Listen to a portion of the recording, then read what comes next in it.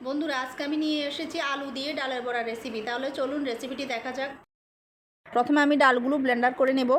দিয়ে দেবো কয়েকটা কাঁচামরিচ। ব্লেন্ডার হয়ে গেছে। রেসিপিটি খুবই সহজ এবং খেতেও খুব মজাদার। রেসিপিটি আপনাদের যদি ভালো লাগে অবশ্যই লাইক দিয়ে কমেন্টে জানাবেন। দিয়ে দেবো 2 চামচ লবণ, অল্প পরিমাণে কালি জিরা, 1 চামচ হলুদের গুঁড়ো। সবগুলো আমি মিক্স করে একটু ফাটিয়ে নেব। ডালটাকে ফাটিয়ে নিলে বড়াটা খেতে খুবই নরম হয়। এবার আমি কড়াইয়ে দিয়ে দিলাম সরিষার তেল। সরিষার তেলটা গরম হলে আমি এক এক করে বড়াগুলো দিয়ে দেব। বড়াগুলো এক পিঠ ভাজা হয়ে গেছে, আমি অপর পিঠ ভেজে নেব। সবগুলো বড়া ভাজা হয়ে গেছে, এবার আমি সবগুলো বড়া তুলে নেব। তেলে দিয়ে দেবো আমি কিছু জিরে ফোড়ন এবং তেজপাতা ফোড়ন। এবার আমি আলুগুলো দিয়ে ভেজে নেব।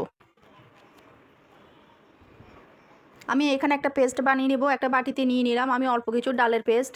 তারপরে দিয়ে দেবো আমি 2 চামচ জিরার গুঁড়ো, 2 চামচ হলুদের গুঁড়ো, 2 চামচ মরিচের গুঁড়ো, স্বাদ মতন লবণ। এবার আমি জল দিয়ে পেস্টটা গুলে নেব। আলুগুলো ভাজা হয়ে গেছে, এবার আমি পেস্টটা দিয়ে দেব। দিয়ে আমি কষিয়ে নেব। মশলাটাকে আমি ভালো করে ভাজা ভাজা করে নেব যতক্ষণ পর্যন্ত মশলার উপরে তেল না উঠছে। এবার আমি পরিমাণ মতন জল দিয়ে দেব। জলটা দিয়ে নেড়ে আমি দিয়ে দেবো 2টো কাঁচামরিচ। তারপর আমি ভেজে রাখা বড়াগুলো ঢেলে দেবো। এবার দিয়ে দিব 1 চামচ চিনি। চিনি দিয়ে আমি ঢাকনা দিয়ে দেবো। কিছুক্ষণ পর ফিরে আসছি। এবার আমি দিয়ে দেবো গরম মশলার গুঁড়ো এবং দিব 1 চামচ ঘি। ঘিটা দিয়ে আমি আরও 5 মিনিট রান্না করব।